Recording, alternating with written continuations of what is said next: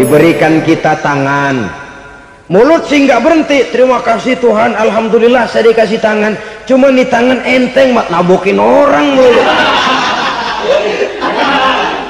Itu sudah mukhalafatul mun'im, bertentangan dengan kehendak yang memberikan nikmat. Diberikan harta, mulutnya mah basah, terima kasih Tuhan, alhamdulillah dikasih harta, tapi pelitnya minta ampun, kikir koret medit. Ini juga termasuk kufur nikmat, mempergunakan suatu nikmat bertentangan dengan kehendak daripada yang memberikan nikmat itu sendiri. Saudara-saudara kaum muslimin rahimakumullah, oleh karenanya kufur iman memang lebih bahaya daripada kufur nikmat. Tapi jangan lupa, kufur nikmat bisa menyeret orang kepada kufur iman. Nah kalau Allah udah dialingin, Tuhan sudah dinomor duain, lama-lama kenapa dia tidak mendewakan dirinya sendiri, mendewakan pangkatnya, mendewa-dewakan otaknya, mendewa-dewakan kemampuannya? Pada awalnya dia memang cuma kufur nikmat, tapi lambat laun kalau ini tidak diobati, secara pasti orang akan mengarah kepada kufur iman. Bisa berbentuk syirik, bisa berbentuk nifak, bisa berbentuk riddah. Saudara-saudara, oleh karena itu menjaga akhlak kepada Allah mutlak penting. Sebab apa? Kita tidak berakhlak kepada manusia saja, kita dikucilkan dari pergaulan.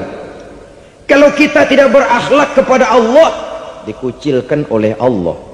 Hadis qudsi menyatakan, man lam yashkur ala na'mai wa lam yasbir ala balai falyakhruj min tahtis samai falyatlub rabban siwaya. Kata Allah, siapa orang yang tidak mau bersyukur terhadap nikmat yang aku berikan kepadanya dan tidak mau sabar terhadap ujian yang aku berikan kepadanya, falyakhruj min tahtis samai, persilahkan saja keluar dari kolong langitku, waliyatlub rabban siwaya, tolong cari Tuhan lain selain daripada aku. Murka Allah, diusir, cuman gak kedengeran aja. Siapa yang tidak mau syukur terhadap nikmatku, siapa yang tidak mau sabar terhadap ujian yang aku berikan kepadanya, persilahkan keluar dari kolong langitku ini, cari Tuhan lain selain aku. Nah, langit Tuhan yang punya, Tuhan kita lawan, diusir dari kolong langit, mau pindah ke kolong mana?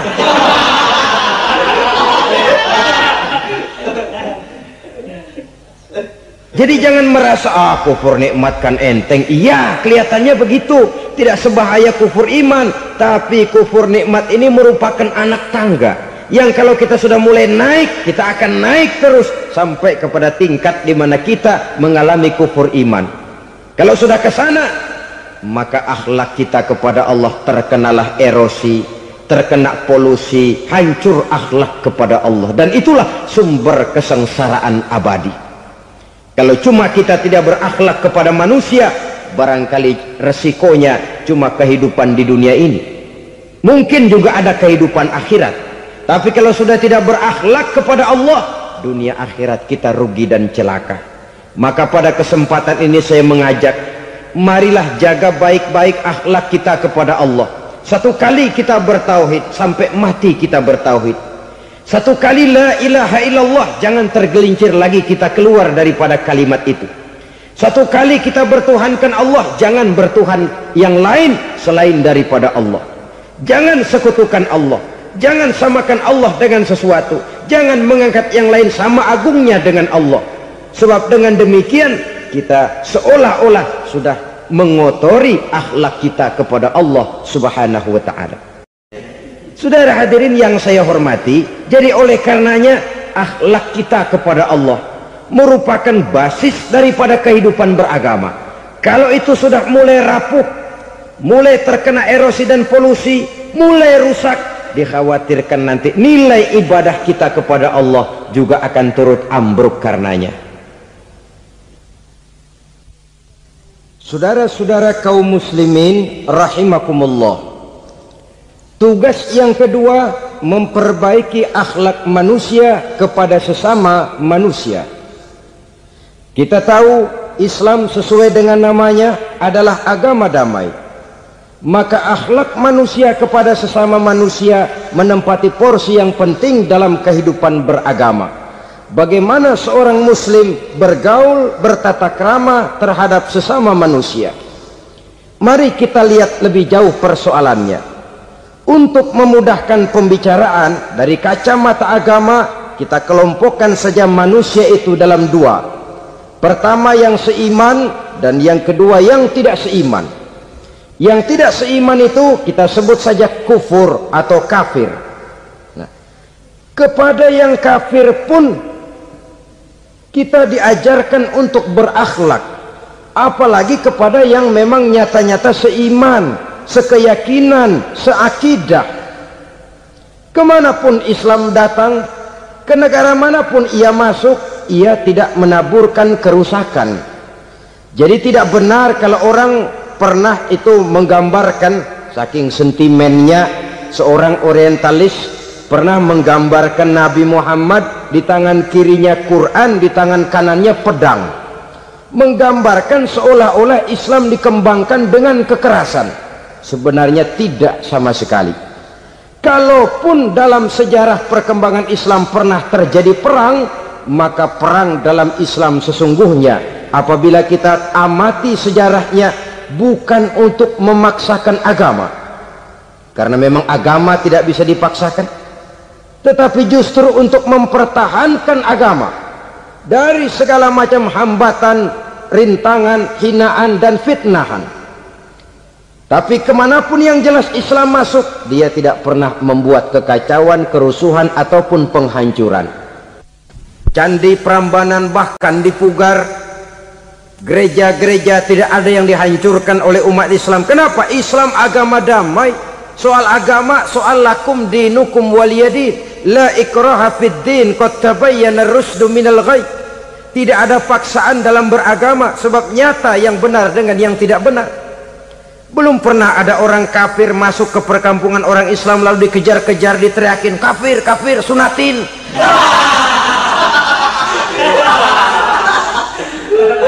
Belum pernah.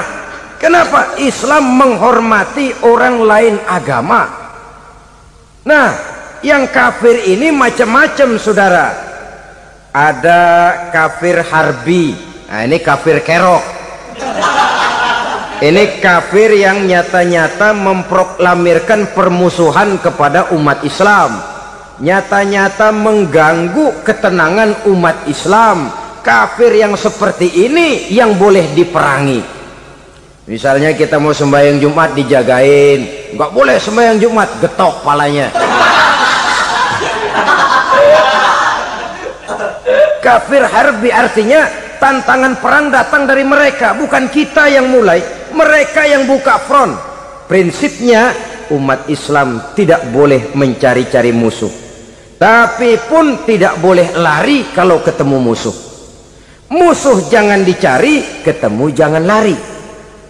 Karena itu kesan seolah-olah umat Islam ini teroris, umat Islam ini destroyer, umat Islam ini sering menimbulkan keonaran, kerusakan.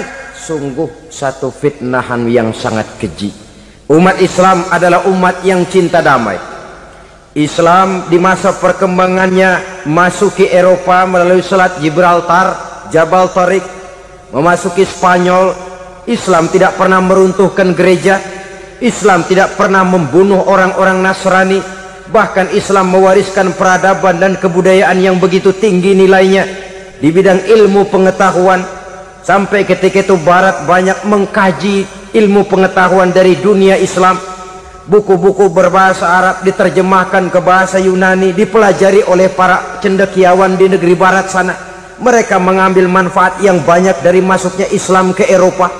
Sementara gereja tetap berdiri dengan megahnya. Kuil-kuil tempat peribadatan tidak satupun yang diusik-usik. Kenapa? Islam agama yang cinta damai. Asal dia tidak diganggu, asal kehormatannya tidak dihinakan.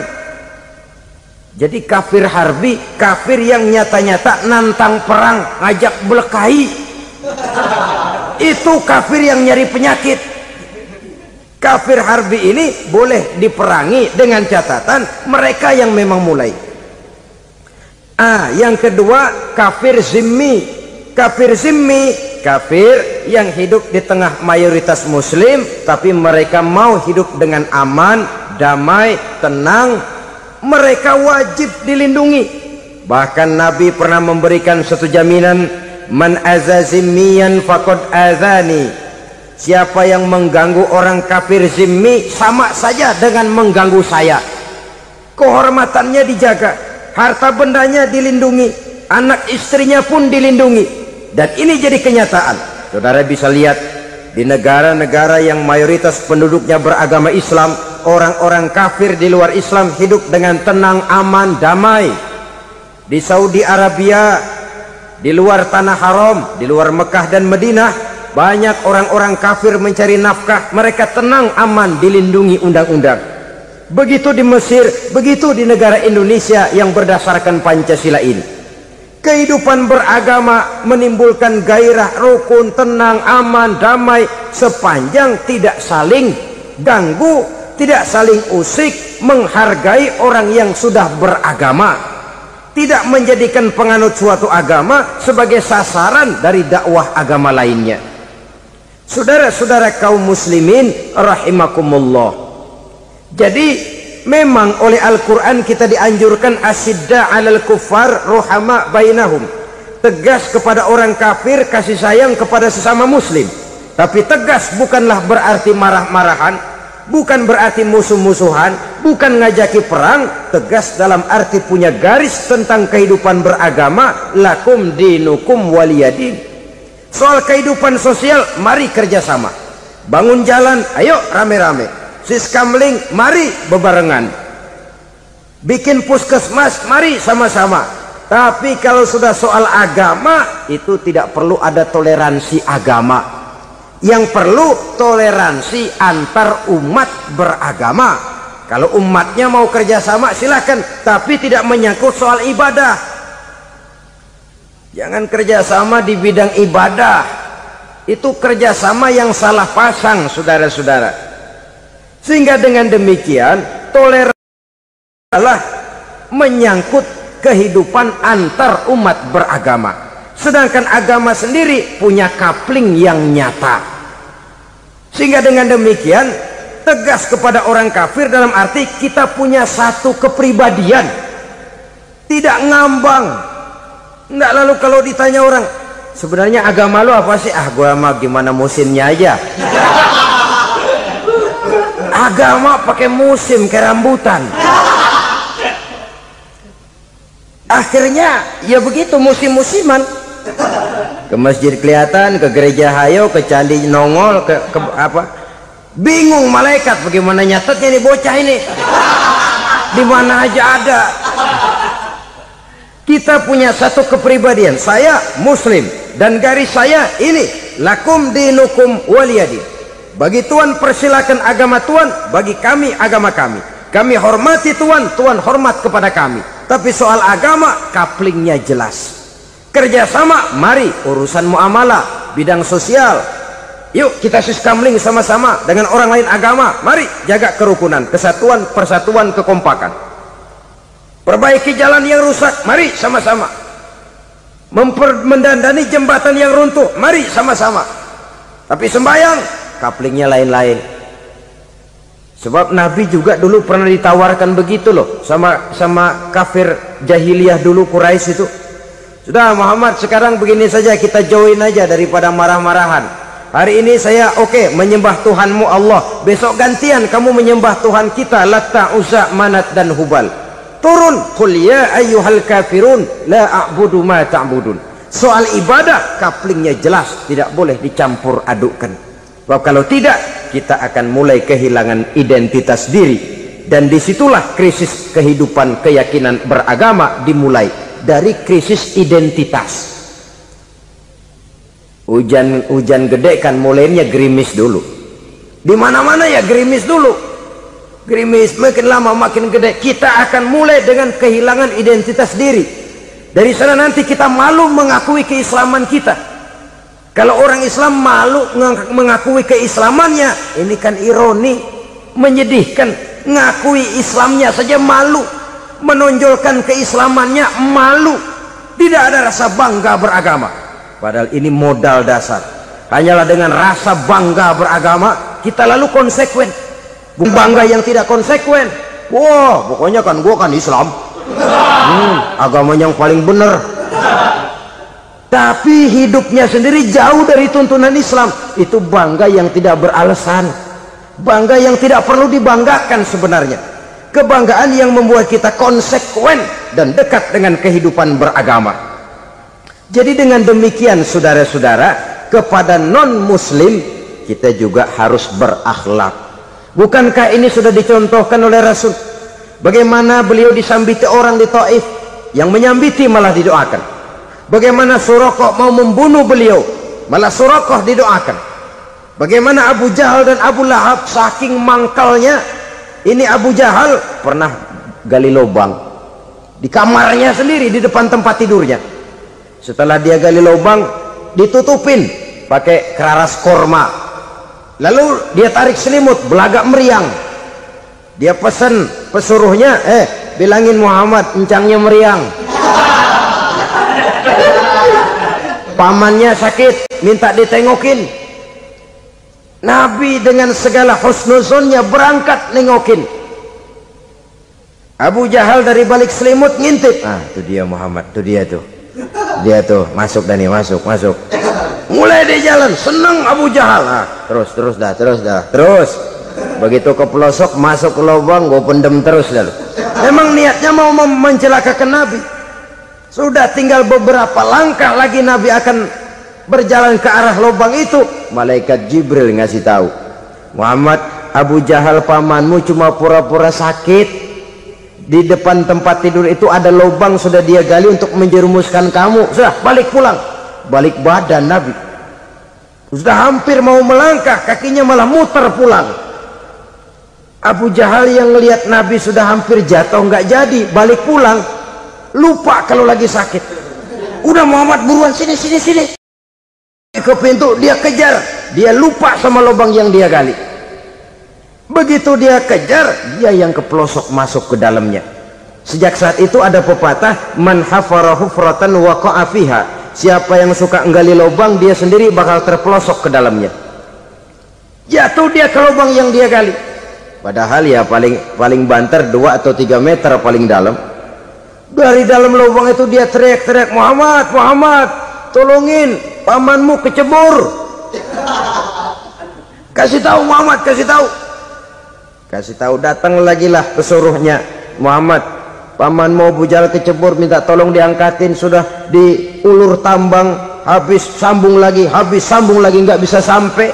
Masa iya cuma kamu yang bisa nolong? Apa yang dilakukan Nabi? Balik mau nolongin. Akhlak.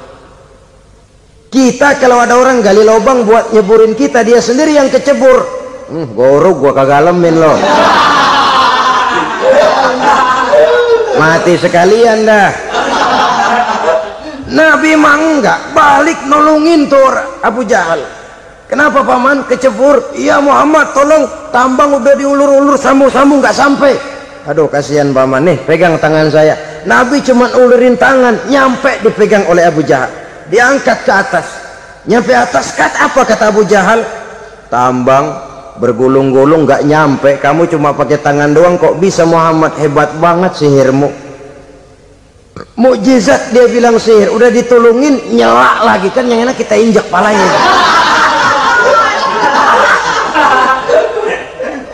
Orang dulu bilang wah katanya nolongin anjing kejepit, udah selesai ditolongin malah yang nolong digigit.